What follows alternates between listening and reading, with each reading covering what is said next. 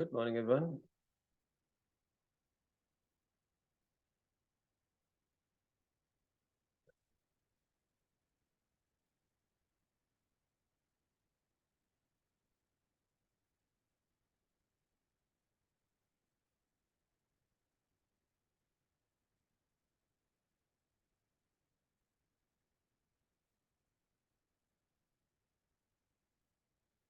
By the way, I updated that Dart document. You can download that from the LMS.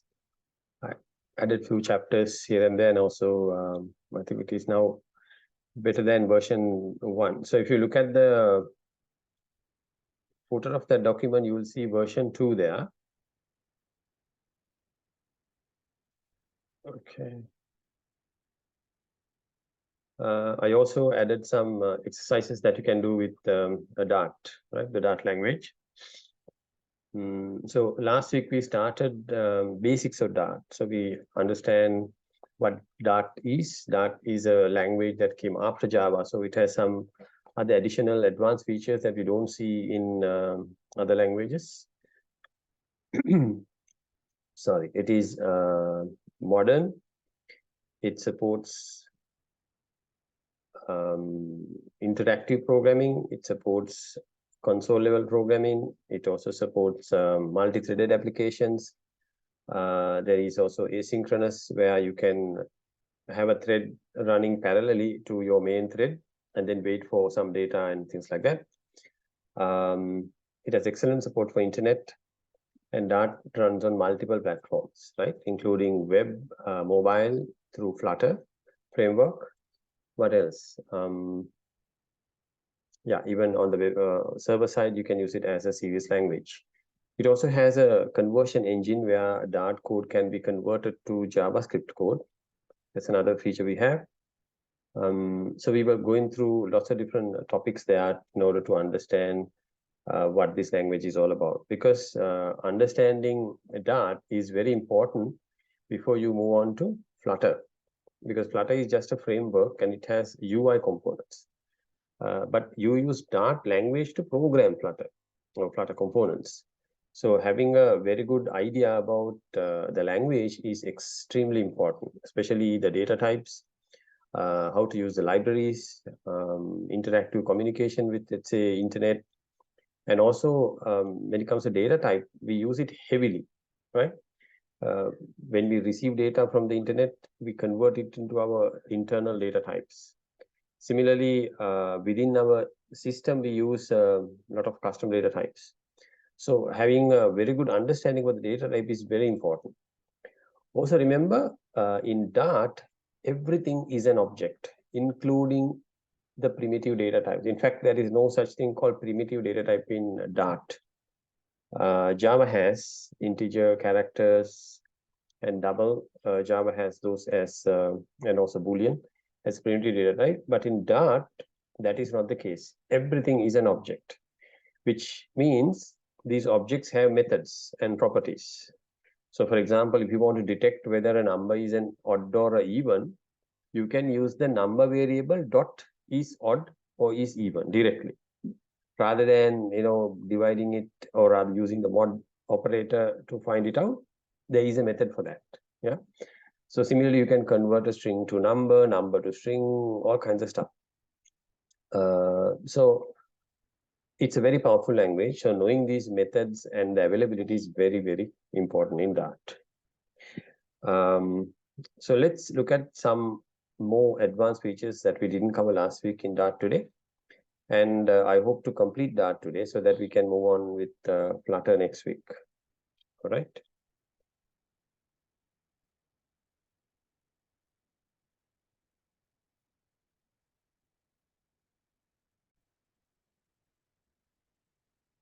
So I have a split screen now. So on one side, I have the document. On the other side, I have the editor, VS Code. So like I said, pay attention to this number here. This is version 2, right? So what I had last week was version 1. So what I have now today is version 2. So if I make any updates to this document, I'll make it as version 3 and I'll update it again and I'll let you know. Okay.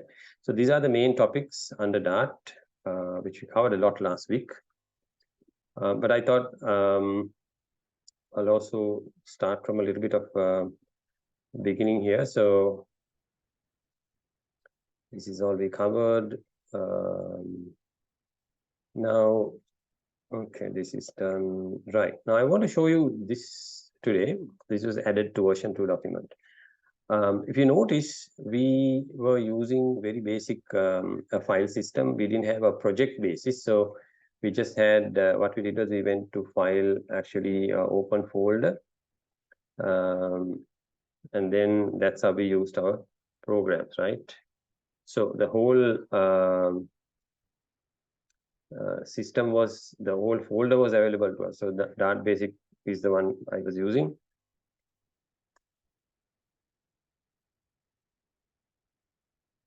Right, and then I had access to all those files here.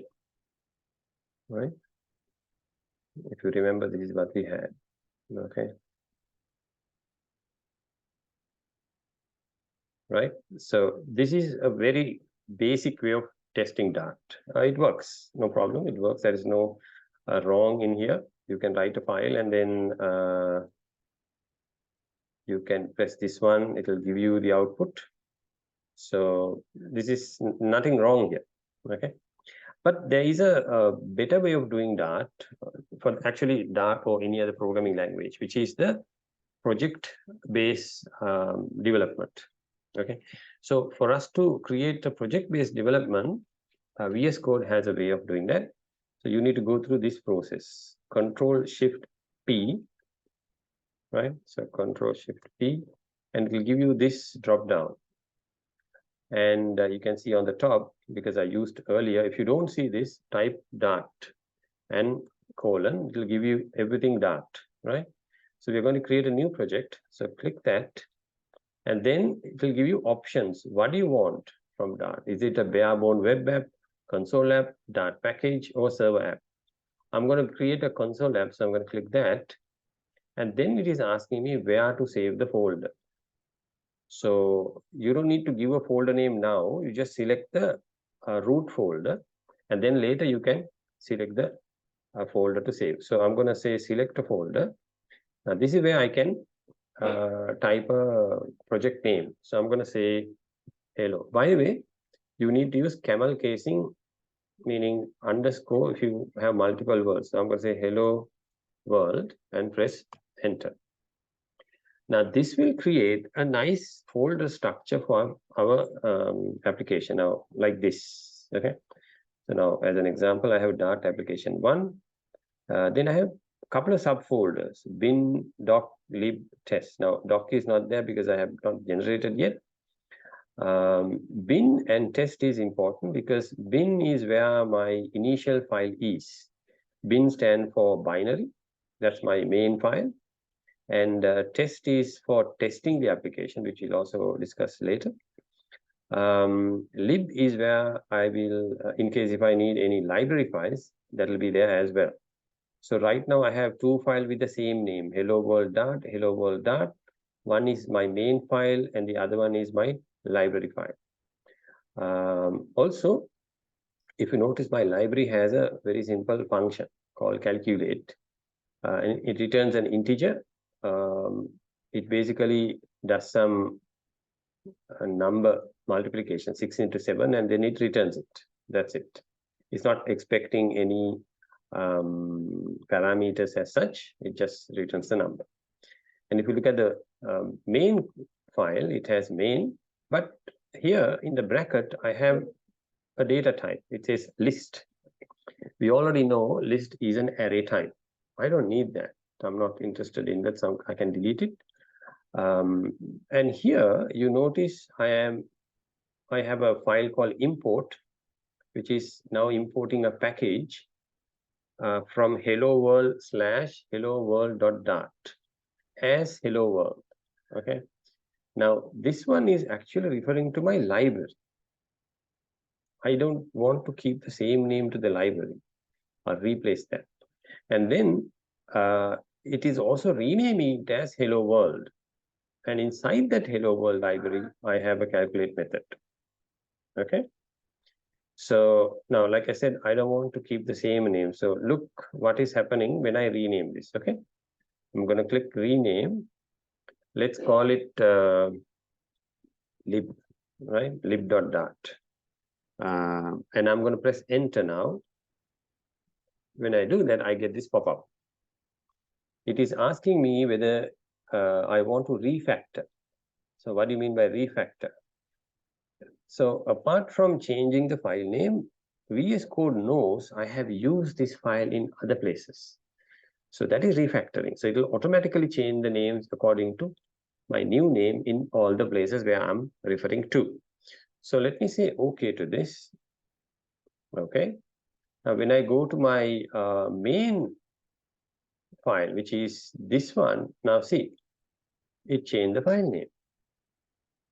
And it also changed the file name here and also in the main file. And also I don't want to call it hello world. I can call this lib again. And when I change that, I also need to make sure this reference is also updated, right?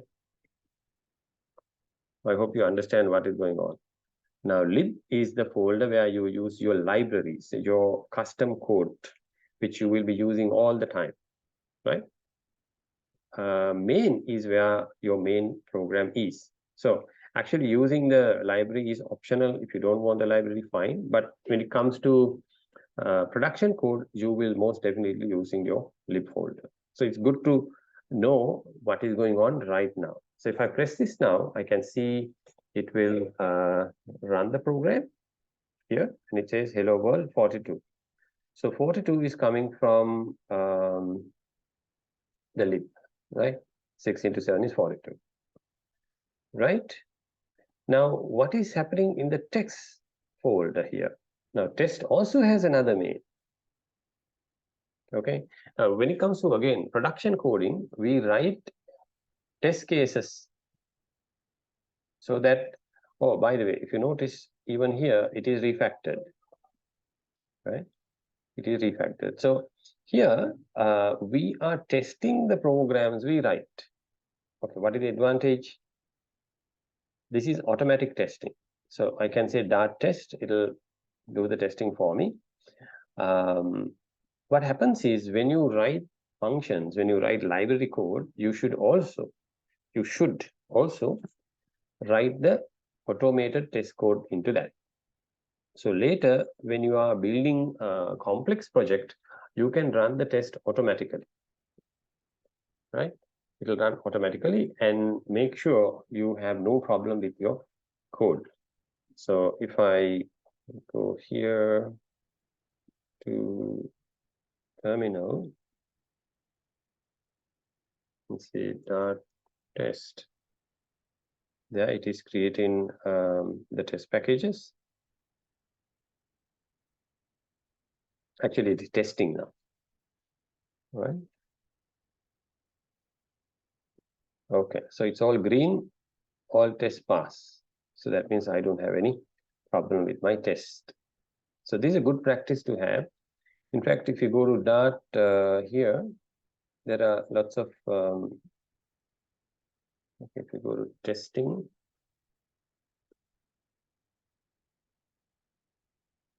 right? I'm not repeating the same code in my document, so you can go here. So it's about writing test, running test, asynchronous test, all that is here.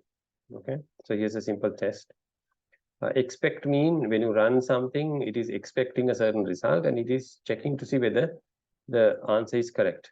Like for example, I have put 42 because it's a number. You can also have other things like this, right? So it's a very interesting feature to have. So have a look at this. Right. And then going down, we also talk about comments, right? So we talked about different kinds of comments. Although Dart support 3 types, it prefers either the first type or the last type, not the second one. So that is what the documentation says. So the first one, double dash, is for a single line comment. Triple dash is for, it's called the doc block comment, right? a block of comment can be generated there. And also, I have shared a link here. Please go there. There is a very good site about documentation best practices. So, for example, this one here, effective Dart documentation. It says good and bad, right? So it gives you this communication. So don't use block comment for documentation. Assume we have a valid line, so like this. Right?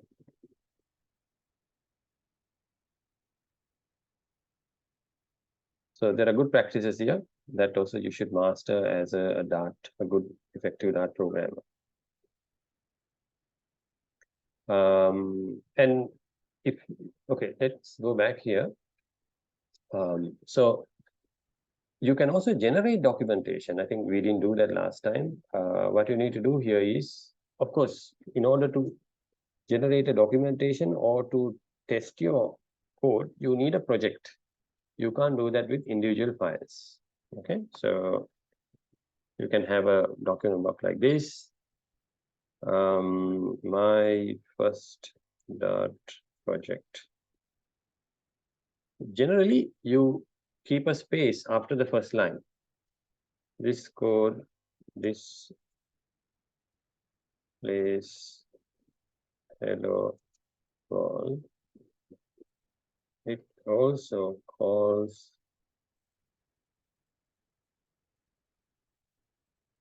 a library function, right?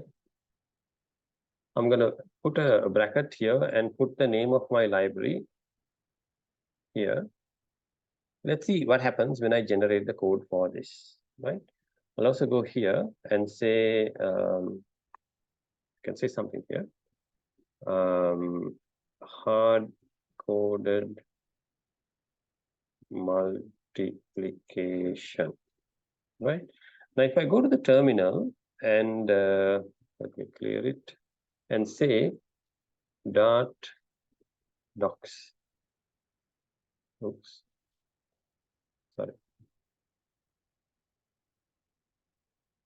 Oh, dot dots. Sorry.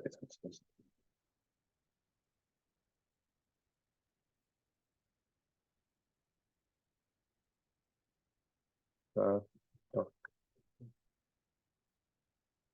It is now, if you notice carefully, I got a new folder here, right, called doc. So I need to wait till it is over. It is generating an HTML version of the documentation, which I can browse through.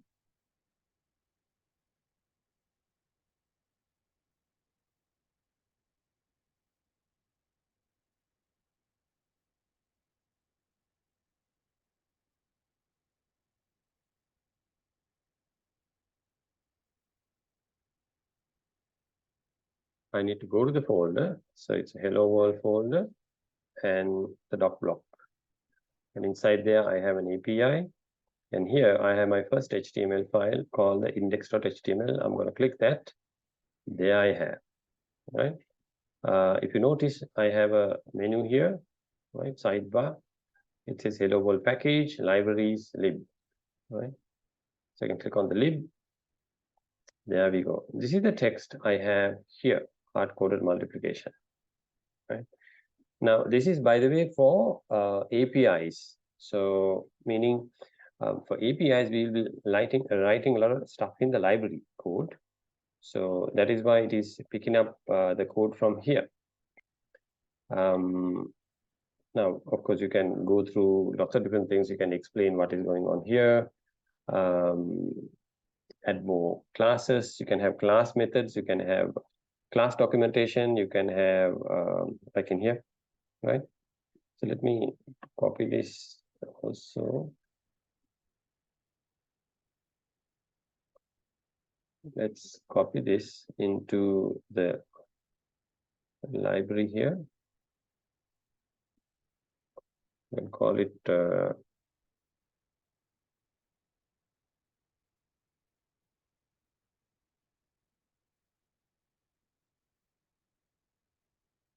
right? So here we have a sample project.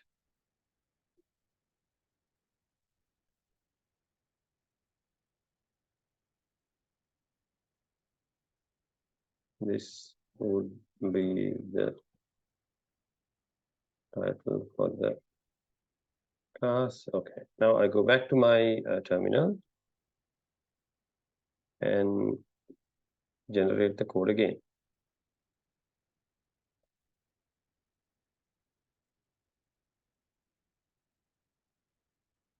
So I'm generating the documentation again.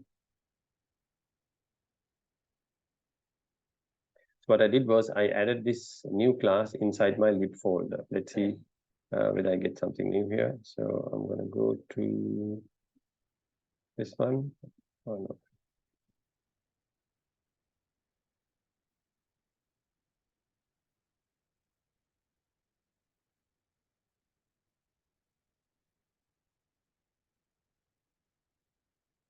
Okay, API index, right? Now see, I can see two things in my library. So if I click on my class, there I have it. So it says this would be the title for the class, which is here. It picked it up as a title. So when I click on the class itself, I get the rest of it. It says this is a class documentation comment. There is a constructor, right? And for the properties, my variable, as you can see, it says this line is there. This is a variable documentation. Function, again, function implementation. Now function documentation, if I click on that, I can see the function implementation code as well, right? So as a good practice, best practice rather, always create a Dart project from now on, and make sure whenever you're starting a class or a method or a variable, have a doc block also. So that will be really helpful later when you want to create the documentation, when you come back and understand what you did with your project. Okay, so that's on comments and documentation rather. Variables we did. All this is done. Oh, by the way, one more thing. Now, when it comes to programming, remember I said there are 5 things we learn: how to output something, how to input something, how to write a sequence of code, that's called sequence, how to do decision making with if, then, else, and switch case, stuff like that. And the last one is loops. Okay, so this is actually not used heavily. I'm just showing you for the sake of showing, because unless it's an interactive console level program, you won't be getting a user input like this. Generally, we use Dart. Most of the cases we use it as a Flutter application. So we have a Flutter form to capture user input. Okay. This example uses the console input called the read line sync. Now, for me to run this, I need to go to the console, but I can't use it as a project. So I had to go to input test.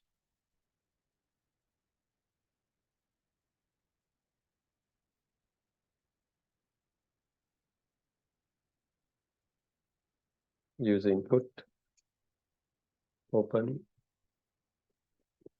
Right. So here I have a very simple file. Okay, the same source code you see on the left. So here I have read line sync. I'm using something called the standard input. For me to use that, I have to import the .io library. Okay.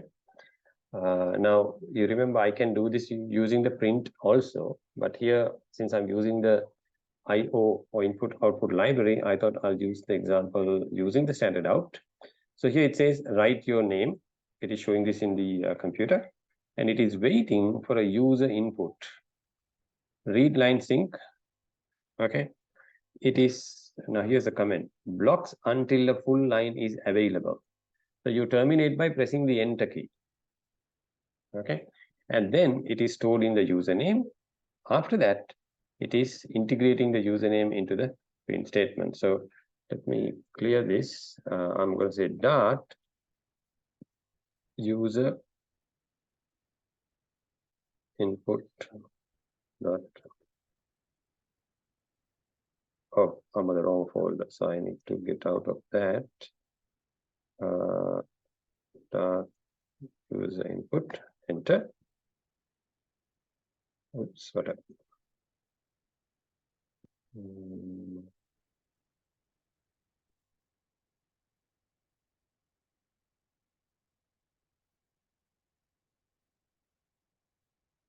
There it is. I'm going to type Azmeer. There it is. How are you doing today? So this name Azmeer is coming from my variable. So, but like I said, we use this very rarely. Okay. You will need this to try your exercises, which is coming in the other file, which I will show you. Other than that, you won't be using this. But it's good to know there is a way to get the user input also in Dart. Okay, our next program is on loops. Now, Dart has some very exciting loop systems available. Of course, the while loop, for loop, do while loop is very normal, just like any other language. Let me open this project here. Okay, so I've written all the loop code in one program file. So here, if you notice the while loop, I hope I don't have explained this to you. You may have done these loops already using multiple other languages. So just like Java, just like Python, no, not Python, just like any other application, because Python has a different way of handling loops. So we have a max number 4, that is the maximum number of times I want to run this code. Then I have a loop counter I, and then as long as I is smaller than max, I keep printing hello Dart, right? So that's for while loop. So if I run this now, you'll notice I am, okay, so this is the while loop, right? So it prints it 4 times because I've said max 4. So I'm seeing this 4 times. For loop is very similar. Oh, by the way, in any loop, you need 3 things. One is the initialization of the variable, which is line number 10. Number 2 is the testing of the variable, that is number 11. And then increment of the variable, incrementing or decrementing, which is line number 13. Now with for loop, we do all 3 here, isn't it? Just like any other language. So the for loop prints 5 times because I'm testing whether I is smaller than 5. Okay. Do while is a little different to while loop because if you notice in the while loop, we are testing it beginning of the loop, whereas do while we are testing it at the end of the loop. Okay, so that's the difference. So these are the most common 3 loop types: while loop, for loop, do while loop. Apart from that, there is also, this is called the enhanced loop. Okay, enhanced loop, just like Java, uses an array. All right, now in this case I have marks array, and I can directly go through every element of the array using the in. So that's why we call it the for in loop, right? So for in loop, you notice we don't have a loop counter or a maximum here because the array itself has maximum number of elements, and the I that I'm taking here does not require a loop counter because I is 1 element at a time, right? So I is 1. So when I print I, I'm taking 1. So first I becomes 1. Next round I becomes 2. Next round I becomes 3. I become 4 and I become 5. So that is called a for in loop. Next is a very, very interesting one. Here I could use actually a collection. Now, this can be a set, a map, anything for that matter. Okay. And I can directly, now, by the way, it works because in Dart, all these gadgets are objects. Collections are objects. So the collection object has a method called for each, right? I'm using the arrow operator here because I just want to print it. So the whole thing which I was doing previously, I can do in one line now. So I have a variable called one. It's a dynamic type. So I'm not saying what the type is. It can be any type. I can put int also here. And then that variable goes inside the function. So the print method gets that one variable here. So this is very similar to what we did previously. So when you run it once, I get 1, next time 2, next time 3, next time 4, next time 5. Now, although I did not mention any data type here, it can be any collection type. Okay, it can be anything.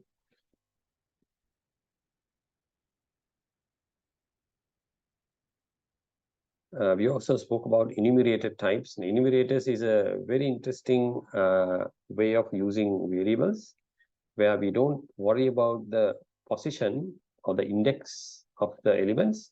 We just directly use the name, right? It's very user friendly. See, color.red rather than color.1. Yeah. Then we went on to data types.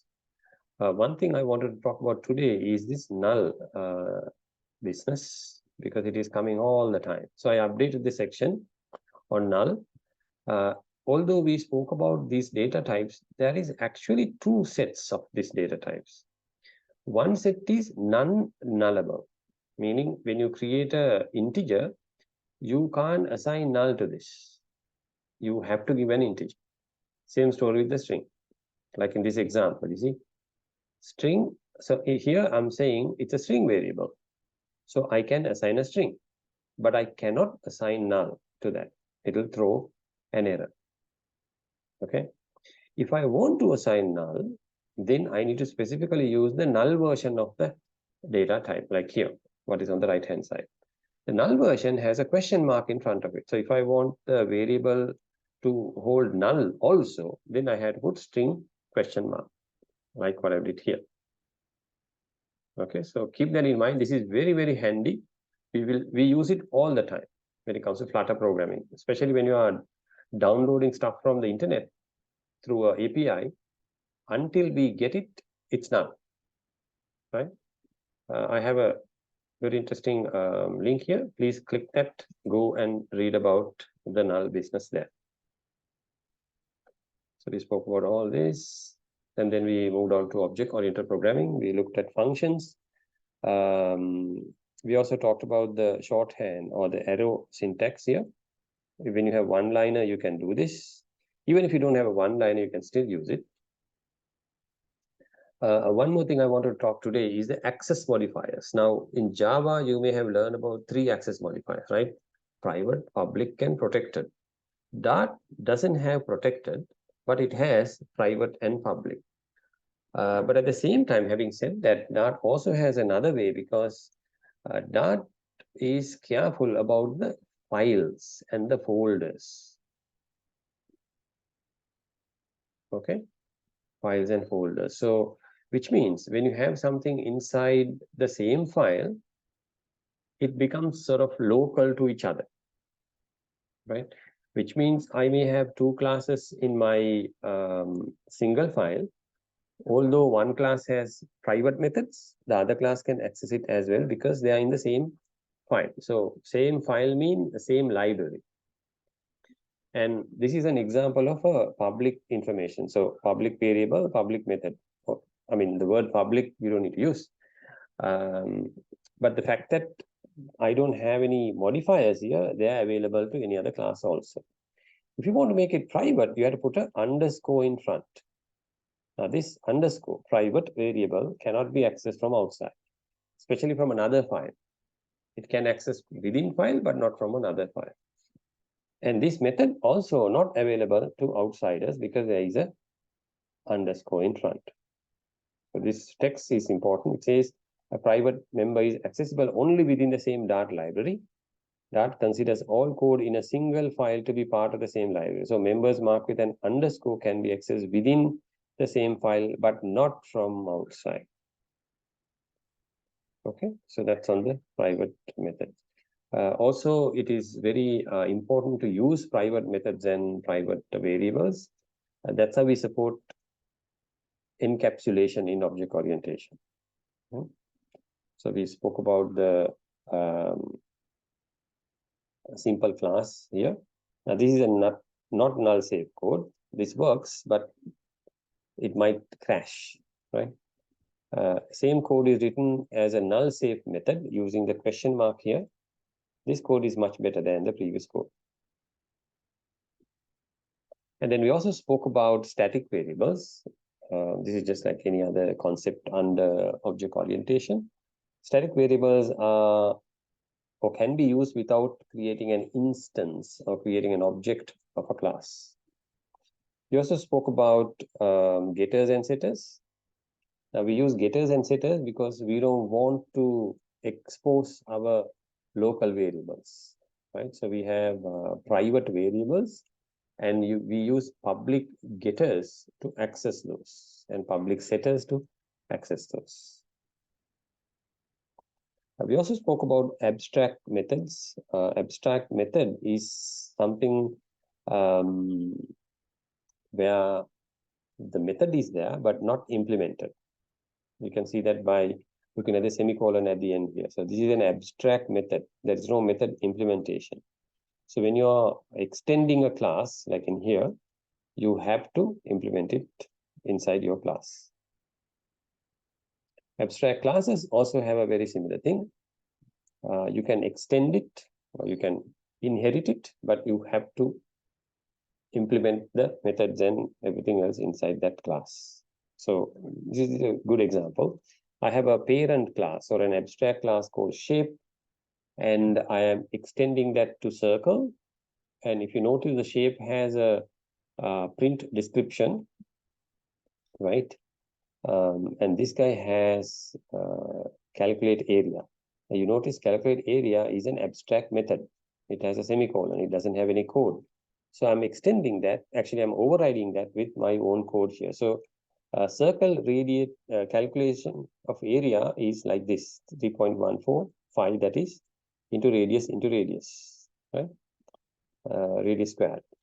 If you look at the rectangle, the calculation of the area is different. That is length into width. Okay. So in here, I am creating a circle and I'm creating a rectangle.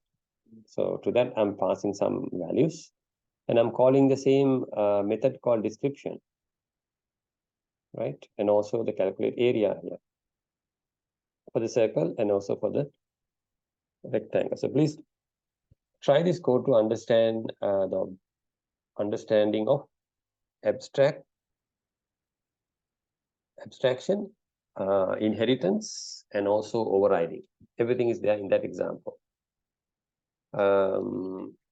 So yeah, so we explain it here. Oh, by the way, you can also get the type of the variable at runtime using this method.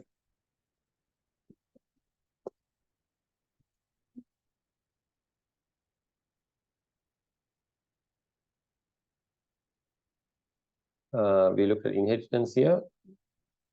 Also polymorphism. Polymorphism goes with overriding.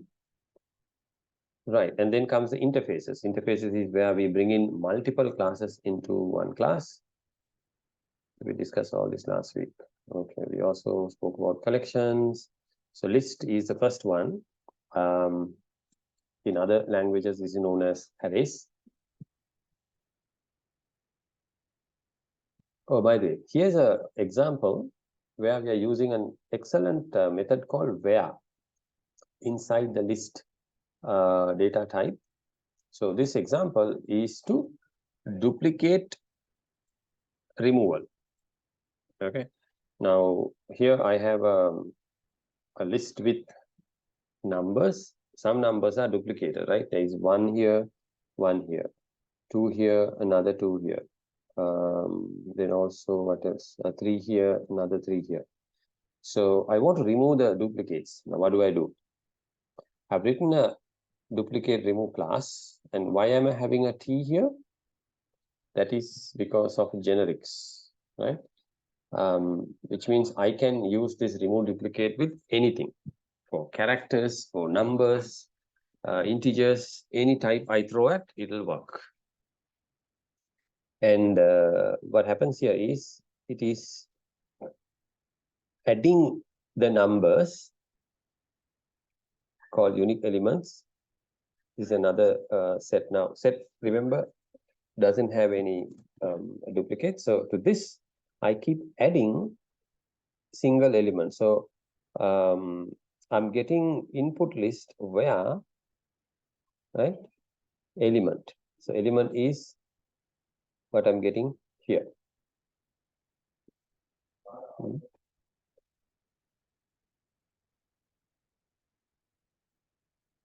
So to use that, I just call remove duplicates with the numbers. So numbers is here. Okay? And so this numbers go to remove element, which is input list here. And it basically removes the whole thing and display a number list without any duplicates. We also spoke about sets. Set is an unordered collection of unique items. Now, this is why we use a set here. Right? We use a set here.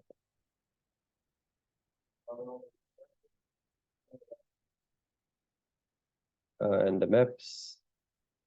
There are so many others which we didn't talk about, so you can go to that documentation to read these things. And then comes the generics. Maybe I should move the duplicate after the generic section. So generic allows you to type methods and classes where it can be reused with any other data type. Right? And then we looked at the operators. Now under Dart, there is something called the spread operator. ... This is an interesting one. So what it does is, imagine you have a list of items and you want to process something later, but you want to include the first list, all the items in that list. Okay. Like in here, you see, I have a list, right?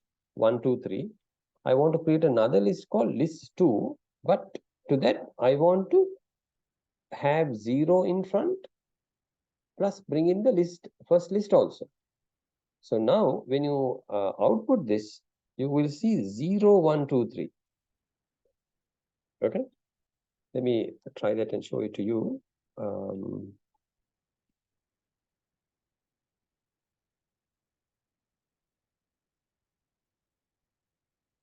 Let me go back to my normal code.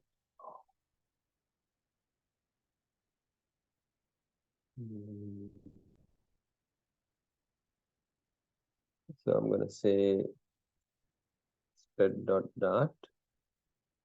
Okay, so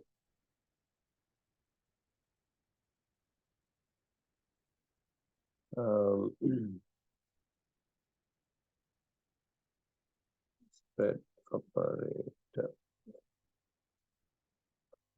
test. So let's have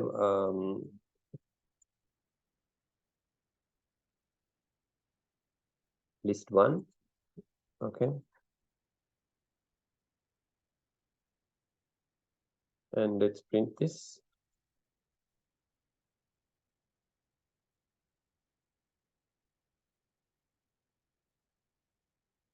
Right, so if I run this, and save that, if I run this, I see 1, 2, 3, 4, 5, right? Now, let's create another one called list 2 with 100, 200,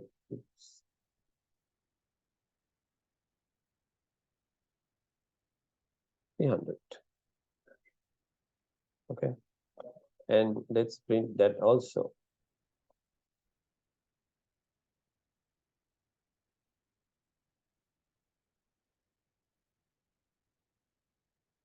Right, so this is okay. I'll also say this is list 1 equals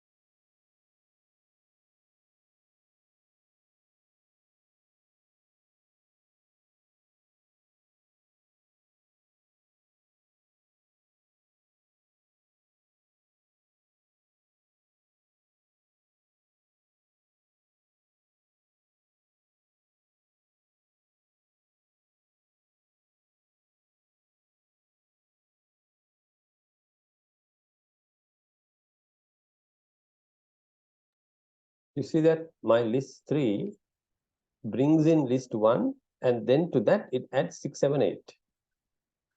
Right? Now I can do one more thing. See, I can say mm,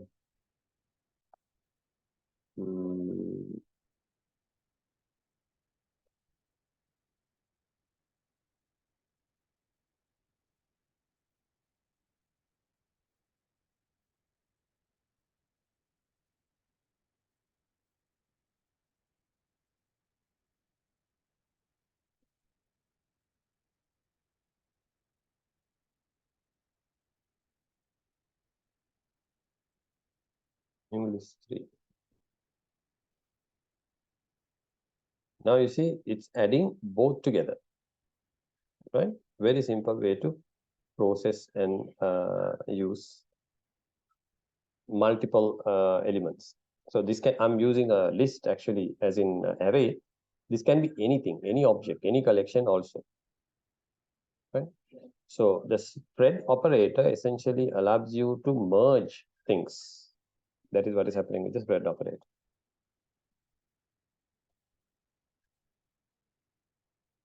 And then, of course, we looked at control flow. So this is the if actually bringing or rather inserting the if method inside your variables. Like when you're creating a variable, inside that you have a if statement. Now this is a bit advanced. Sometimes you might need this to generate your menu system dynamically or things like that. So good to know that such a thing exists.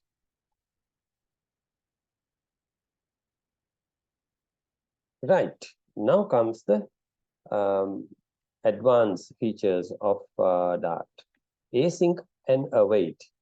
Now, what does async and await means and where are we using this? Now, to understand that, let me switch into the paint.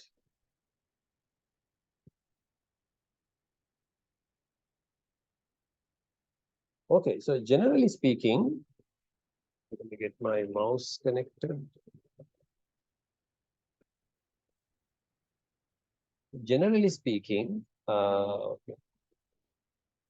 when we have a code, right, when we have a normal source code, we have a start and then we have an end, isn't it?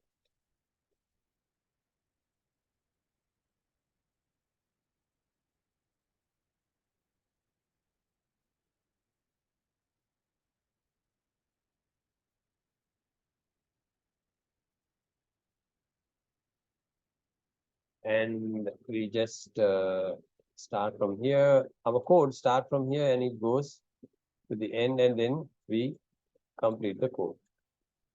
Now imagine somewhere along the line, let's say I want to connect to internet server, an endpoint, and read some information, right? So what do I do then? So I have to connect there. So let's call it the API access, right? So I have to access my API. Now what happens then? I need to stop my code somewhere here, right? And then I need to jump from there to this, finish the job, and then come back here, right? So until such time, what is happening? Until such time, see, my code took a detour. It went here and waiting and waiting and waiting and then coming back here, right? This is okay if your API is fast and if your internet connection is also fast. But the user will experience a waiting, all right? And actually, waiting is no problem as long as your application is not stuck. Here, the application is stuck. It is waiting for you to complete. A better way would be to have start and end and API access, right? Let's put it back again. Start and API access here. And we run our normal code like this, okay? When it comes to API access, it starts something called a thread, a new thread to access this guy.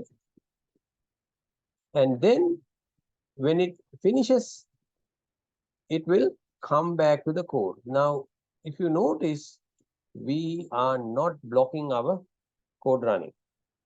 We did not block. So it just runs through. What does it mean? This is called a parallel processing or multi-threaded programming, we call it. Okay. So going back to the await and sync, what does that mean? First of all, let's understand async. Async means, okay, this is going to be async. Async means it is running parallelly. Okay, so when I say a code is async, what happens is the Dart program or the compiler take that piece out of the normal flow and run it parallel, run it separate because it's an async code. Inside that async, because I'm running now parallelly, I need to say, hold on, you wait until you get the data. And then after you get the data, go back to the main code, right? So inside the async, I have a wait, right? So two things happening here. Async means it's a parallelly running program. Inside the async, I have a await function. Of course, I can have a await inside this code also, but then I'm going to block it like this. So generally, these two words go together, right? So if you look at this example here, my main code, it says async, right? And it says start of a main function, and then it uses the fetch data function, which is here, right? It uses the fetch data. Actually, this async is not required. In a way, I can say that. But then this async is required because I'm using something called the future function to do something in the future. Actually, this code, I'm not connecting to the internet. I'm delaying it for 2 seconds by force, right? So when I run this program, my main method will run and it will call the fetch data function separately. and let it wait separately, right? And once I get the result, I will see my result through this. Okay. Now we can try this. Let me see whether I have a async function. Right.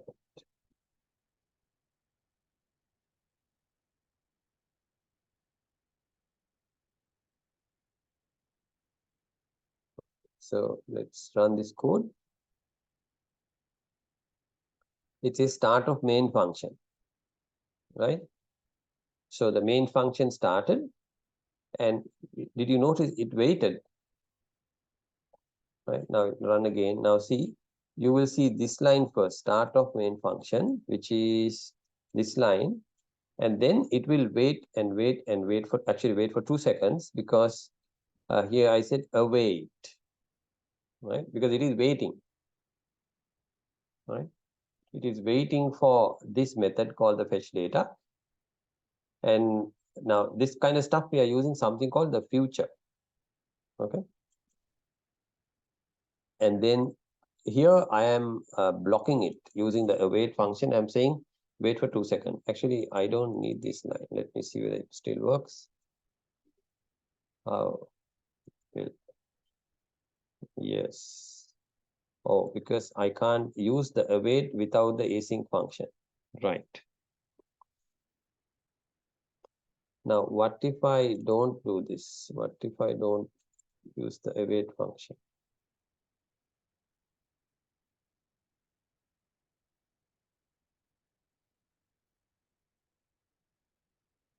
Yeah, because it's a future, I have to use 2 parallel threads. Remember here, there are 2 threads now. This is the main thread. This is the other access thread. So if I'm using parallel processing, I need to have 2 threads. So my main method also should be 1 thread, and my future thread or my accessing thread also should be similarly parallel. So I use async and await here. I use async and await here. So let me run again. You notice you will see this line, and after 2 seconds, you will see this line. Right? Here we go. Start of main function. Okay, you see that result fetch data, which is here, end of main function. Right? So this result is coming from that method, this fetch data. Right? So this kind of programming is interesting because okay, this is not a very good example because I'm blocking my code, but in a mobile application, you don't block the code, you don't block the application, you allow the person to continue so that the program looks like it's live, it's not stuck. Okay, now you saw the word future there. So what does future mean? It's actually called a placeholder. As the word says, it's a placeholder to hold a value that is coming in the future. In the future meaning because we've connected a server. We don't know how busy the server is. We don't know how busy the internet connection is. So it might take some time. So we wait until we get the data. Similarly, maybe we are reading a file from the mobile phone, say the storage. We don't know how big the file is, how much it will take. We don't know. So that also can be run parallelly. Okay. So in order to create a future, you do this future, and then you need a data type here. This data type can be data type provided by Dart, a collection or a simple data type, or your own custom data type as well. Now we are not doing custom data types here, but in a production code, we always use custom data types, right? And here we have a couple of different ways of using the future. Now, what you notice here is I'm using a method called delay, right? That is also a value where we get the value from maybe some server or something. I'll show you an example. So either way. So this example basically waited for 2 seconds. and then went back. Now, the advantage of future is that you can capture lots of different things with this. Meaning, you can capture if something goes wrong. You can capture when it receives, when it sends wrong data, right? So stuff like that. So the future has all those things available for us. Now, our fetch data, remember our fetch data function, this one? I can have a method called then, right? So I'm not using it here. With that, this line will be run when the fetch data is successful. Okay. You can also, along that line, use something called on error. That means if something is not right, on error will be called. So here we have a function to take care of the error. Okay. So this is interesting because it can, now we have two things. One that calls when the method, when the call is successful, and the other one is called when the method is not successful or when there is an error. Okay. Now, this is actually another interesting one. In this case, I'm not blocking my data. Now, you notice here, I was blocking my main thread until something was coming from the fetch data. All right. Let me have another example here.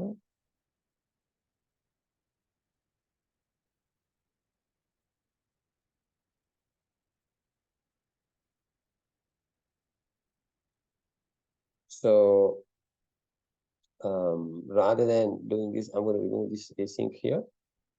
Rather than doing this, I'm going to say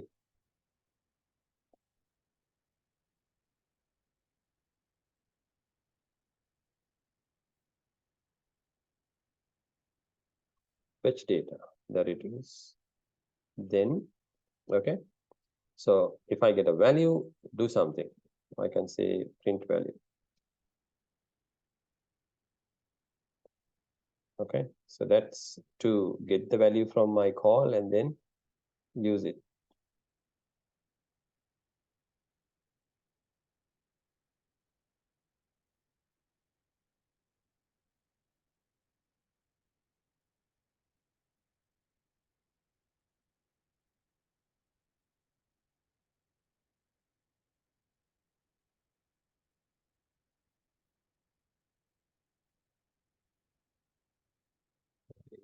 Putting this.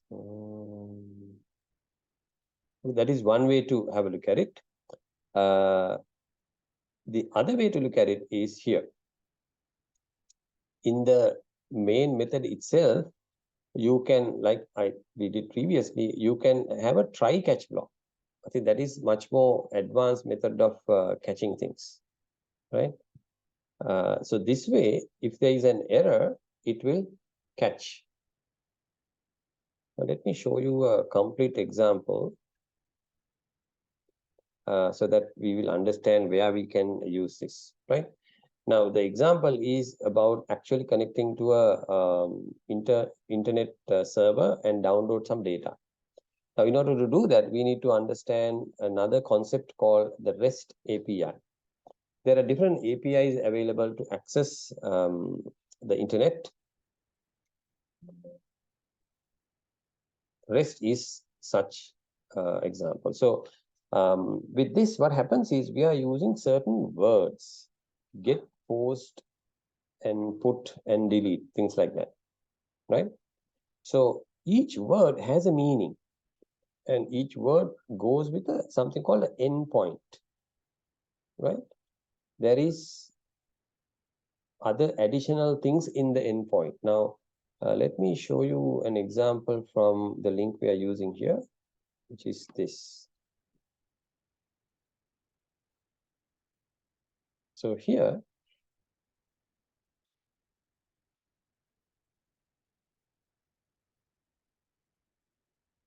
this one is a website. Okay, let me go to the main page.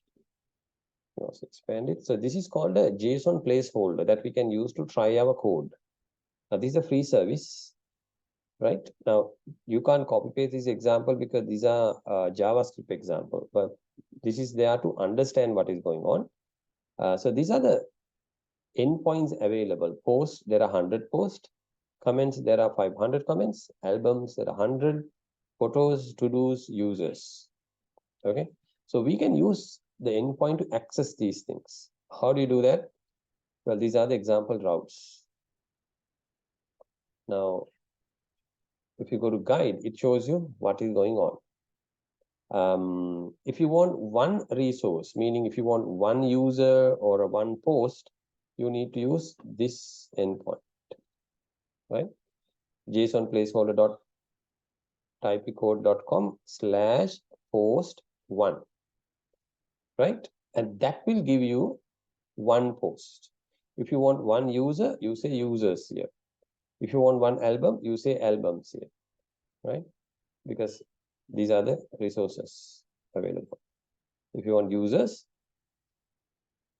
okay, when I click it, I get this data. Now, this is called a JSON type, right? It's basically an array. You see square bracket, it means an array. This means one record. Records are separated with a comma. And then inside that, I have name value pairs. ID1, name, username, email. Address is another array again. Inside that, I have one element, which has street, source, city, zip code. Again, under that, I have a geocode, another array, latitude and longitude. And then I have again phone, website, company. So this is array inside the array. And this is a very nice and fast way to exchange data between applications and internet or the backend. All right. So let's look at a sample now.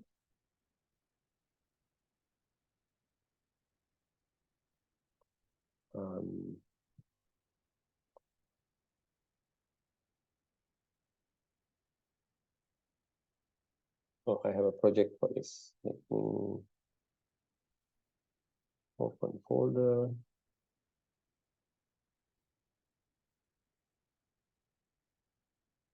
REST API test.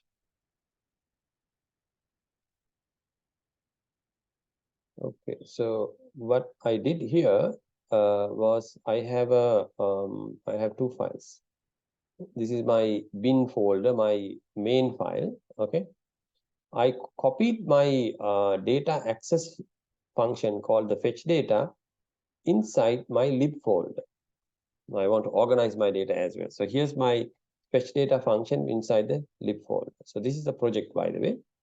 And this is my URL. Okay. Now I'm using a variable called API URL. And I'm also using URI.parse to convert this into a URI. Right. This is how you use your URLs within Dart and Flutter. And then we go down to this. So you notice I have an async here. But if you notice my main code, it doesn't have any async code. Let me remove this.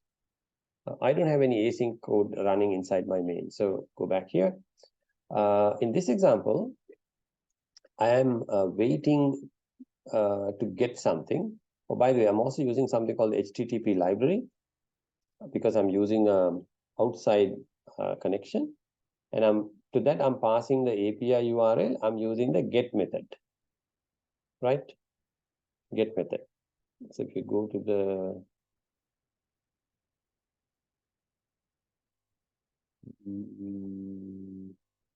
okay, go to the get. Oops.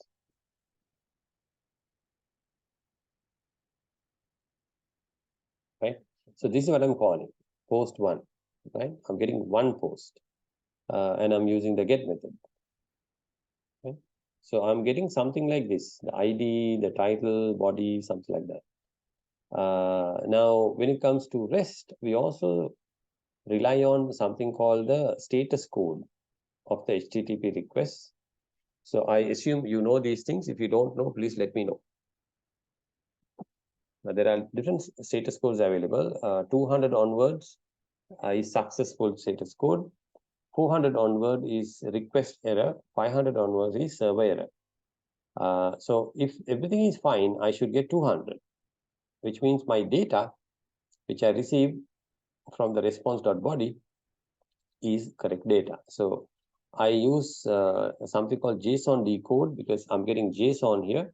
I need to convert that. Basically, it's a text file under JSON format. I want to convert that into some other data which I can use later. So I'm converting it to an array here. And then I can directly access using the array subscript. So rather name value pairs, this is the name, title and body. If it is not 200, I say there is an error, and I'm showing status code as well here, the error status code. And I put all that inside a try catch block. So if anything goes wrong in my asynchronous coding, I will show the error here. So let's go here and run this and see whether I'm getting my data. Yes, I am getting my data. So say testing REST API with Dart, that is this line. And title is coming from here, right? And body is coming from here. Right? So my code is working. In fact, this code has now connected to the internet, downloaded the record. Now let me change this endpoint to 0 and see what happens now.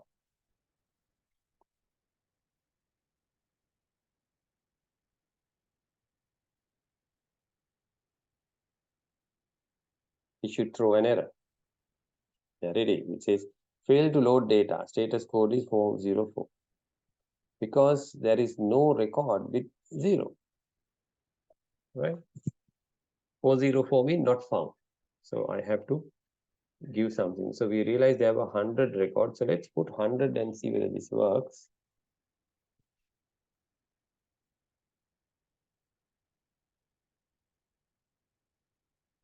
Hundredth one is also working. Let's see whether I can put 101.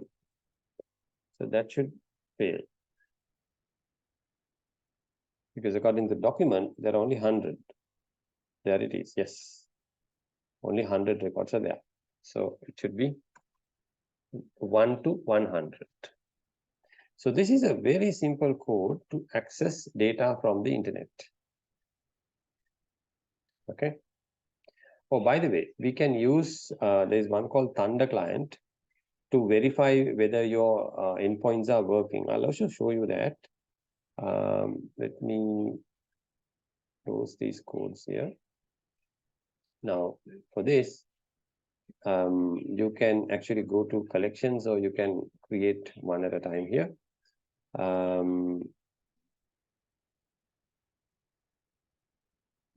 I'm going to say new request. Okay. So for that, I need my URL.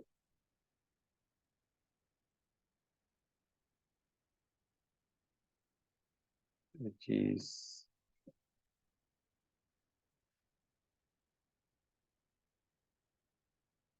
this one. So I need to copy that here and make sure the method is get. You see, all these are there available. I'm using get, and I don't need to pass anything here, parameters. I'm just going to say send. And here we go. I got the data. If I put 100, I get user ID 10, ID 100. If I say 0, now see status 404, not found. Data is blank. Right? There's also users. Oh, by the way, if I say just post, what happens now? I get lots of data. In fact, the entire 100 records are now here. See? Okay, first is ID 1, right? ID 1. Let's go to the last one. ID 100. Right? Now they also have, remember, albums.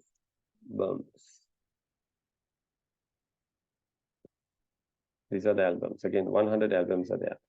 They also had users. So these are the users. user records. I can get one user by putting /1 and then I get one user. Yeah, single user. If I want to write to it, if I want to update the records, I can do that also. Right? So this is getting a resource, listing all resources. Now here you notice it says post. Creating a resource also you can do, but this time you have to use the method post. Here I use, they use get method. Here they use post method. And you need to send your data if you want to add something. And if you want to update also, you have to send the data, but you need to say which record you are updating. Record ID has to be sent. Patching is also similar to updating. And deleting, again, you have to send a record number. You can also use filters, post as per use ID 1, like this. All the posts, but use ID 1. So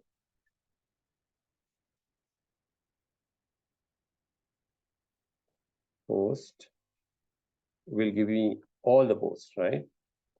But if I want only the ones created by user ID 1, so I had to put a question mark. User ID equals 1. All right, now I get few things. See, 10 only. User ID 2. Yeah, it says user ID number 2. These are the records or other posts done by user ID 2. There were 10 users, so let's try user ID 10. Okay, this is by user ID 10. If I give something else like user ID 11, we know there are no users. I don't get an error message. I'm just simply getting no records. See, the status is 200. There's a difference between an error and a success message. Okay, so with that, we move on to, okay, this is the example I show. This is my screenshot. I also wanted to show that to you. If you zoom in, you will notice this is my folder structure. And I have two files open, fetch data and main function. So here I'm calling the fetch data, by the way. And my main is not an async function this time, because async work is happening inside the fetch data class. Now, here's another example I wrote. This time, I'm taking the entire list of posts, and I am also getting into a list type, right? And remember our collection processor here for each. I'm using that here as well. So I wanted to try one record first, the first element, and then I also want to try all the element process at once, right? So let's try that code. Close this.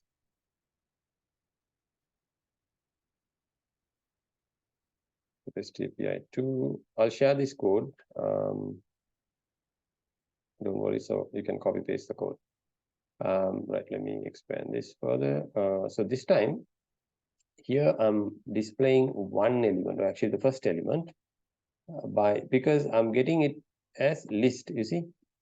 I have given dynamic as a data type because I don't know the kind of data type I'm getting. So I put dynamic there. And first element I'm getting from the list. So 0 is the first element. I store, see, my data list is a variable I'm using to store everything, all the post. And first variable I'm using to store the first item from the data list. So 0.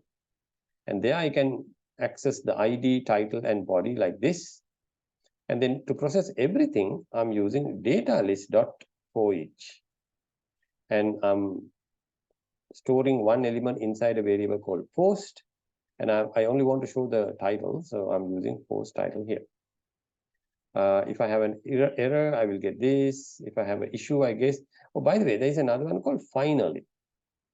Now, I also, if you notice, opening HTTP client. Now, technically, I should close that here, right? So maybe you can put it inside the finally method. That's the best practice. After you try catch block, you put it there.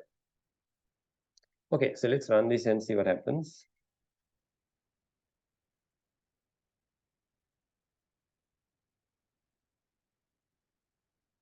There we go.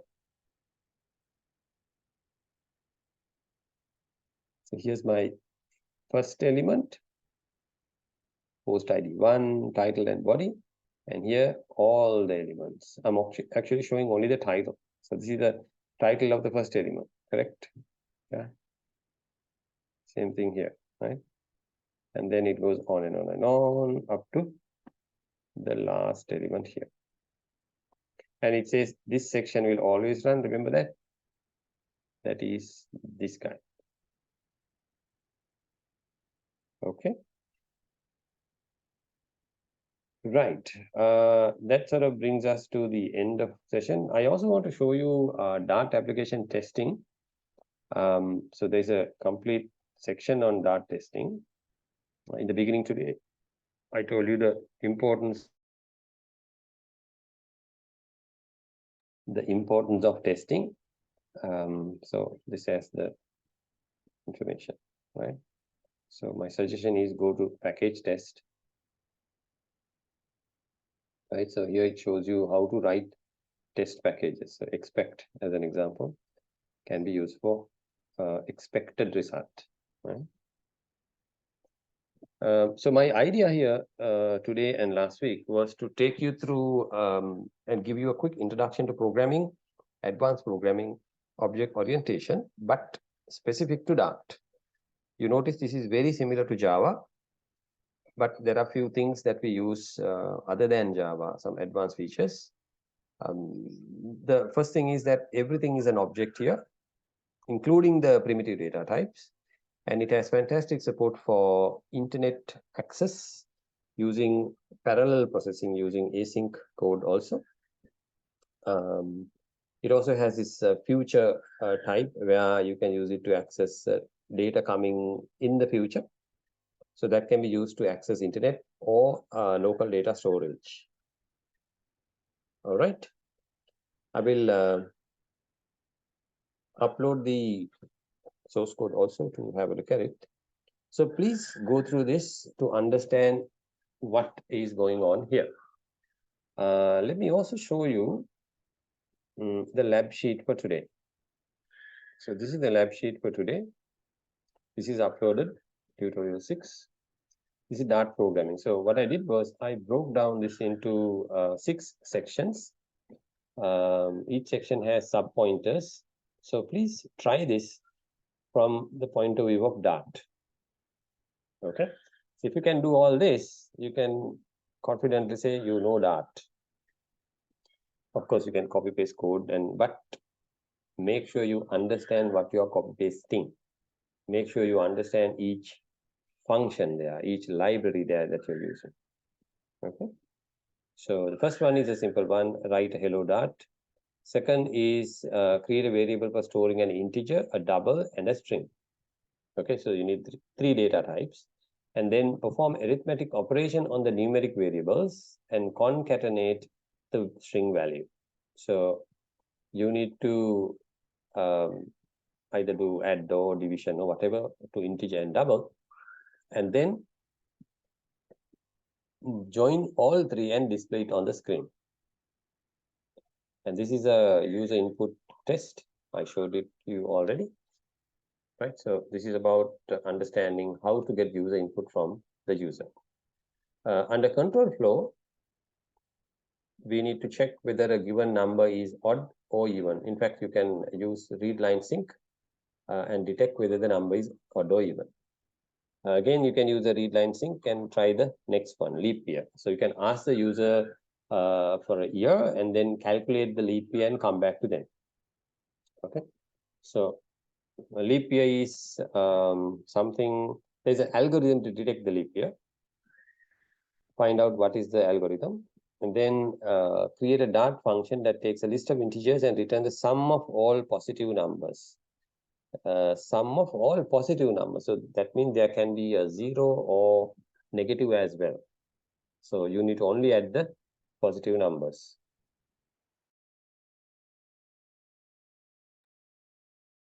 Next one, functions and lists. Write a dart function that calculates the factorial of a given number. So what is a factorial? So I suppose you've already done it using other programming languages. Here, write a function to do that. Implement a program that finds the maximum value in a list of integers using a function. Again, there are numbers, and you need to find out what is the maximum. This one, I already showed you how to pick up the duplicates, okay, from a list. Then comes classes and objects. Define a Dart class representing a person with properties like name, age, and address. Create an instance of the class and print its details. So this is about using classes and creating object out of the classes. And then here is the inheritance. Extend the person class to include a method for calculating the year of birth based on the current year and age. So we need another class, and then in that we add another method actually, calculating the year of birth. Here's another one. Create a class representing geometric shape. Implementing methods to calculate the area and perimeter of different shapes. I showed you an example of calculating the area. So you can extend that now to have perimeter also. Right? So you must use inheritance and polymorphism. So you know how to do that. Asynchronous programming, we just did that a while back. Write a Dart program that simulates asynchronous operations using future to delay and print messages. We did that. Implement a program that fetches data from a mock API using asynchronous functions and handles the response using future and await. So that also I showed you. I want you to rewrite that. I don't care whether you copy paste it, but you must understand what exactly is going on in the code. And then write some simple test functions in Dart. So if you can do all this, well, that gives you a solid understanding of what Dart is capable of.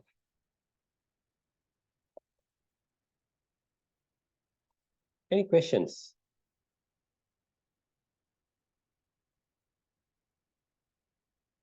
All right, there's a question from Rijal. He's asking, does async create a new thread for the API call? The answer is yes, it does.